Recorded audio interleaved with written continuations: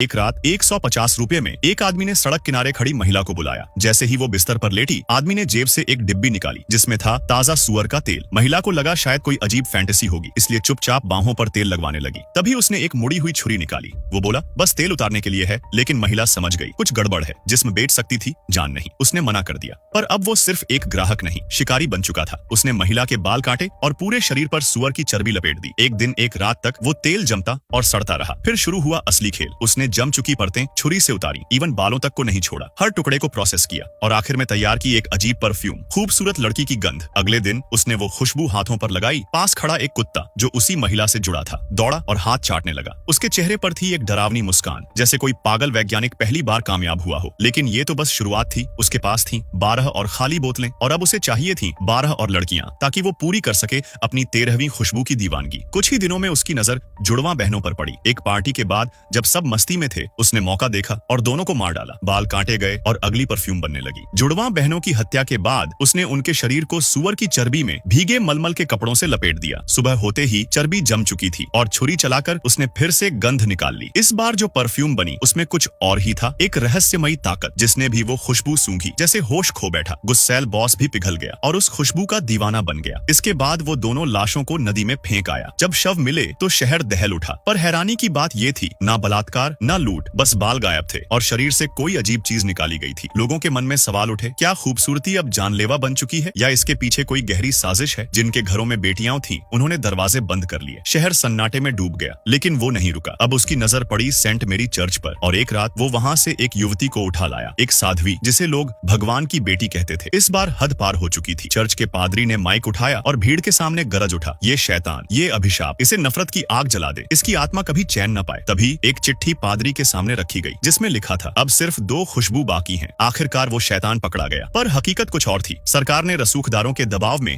एक बेगुनाह पर इतना जुल्म किया कि उसने जुर्म कबूल कर लिया। मामला बंद हुआ। कस्बा फिर से अपनी पुरानी रफ्तार में लौट आया। लेकिन एक शख्स अब भी बेचैन था, मीरा का पिता। मीरा शहर की सबसे खूबसूरत लड़की और उसका पिता एक प्रतिष्ठित, शांत और समझदार आदमी। उसे अंदेशा था असल हत्यारा अभी भी जिंदा है, और वो सही था, क्योंकि वो दरिंदा अब तक 12 खुशबू बना चुका था। पर उसकी दीवानगी थी 13वीं खुशबू, जिसके लिए चाहिए थी सिर्फ एक लड़की, मीरा। सुबह पिता ने मीरा और भरोसेमंद नौकरों को साथ लिया और कस्बा छोड़ दिया। उसी वक्त वो दरिंदा एक अजीब सपना देख रहा था, जिसमें उसकी बनाई खुशबू फीकी पड़ रही थी। झटके से उठा और समझ गया मीरा जा रही है। उसने बिना एक पल गंवाए सामान समेटा और निकल पड़ा उसके पीछे। मीरा का पिता चालाक था। एक चौराहे पर नौकरों को मुख्य रास्ते भेजा और खुद मीरा को लेकर एक सुनसान पगडंडी पर मुड़ गया। लेकिन वो एक बात नहीं जानता था, हत्यारा आंखों से नहीं, गंध से पहचानता था। मीरा की वही खास महक जिसे वो बंद आंखों से भी सूंघ सकता था। उधर कस्बे में एक और घटना हुई। वही वेश्या का पालतू कुत्ता शेरू एक जगह मिट्टी खोदने लगा और जमीन के नीचे से 12 लड़कियों के कपड़े और सामान बरामद हुए। सच सामने था, वो दरिंदा अब तक 12 मासूमों को बेरहमी से मार चुका था। और इधर मीरा और उसका पिता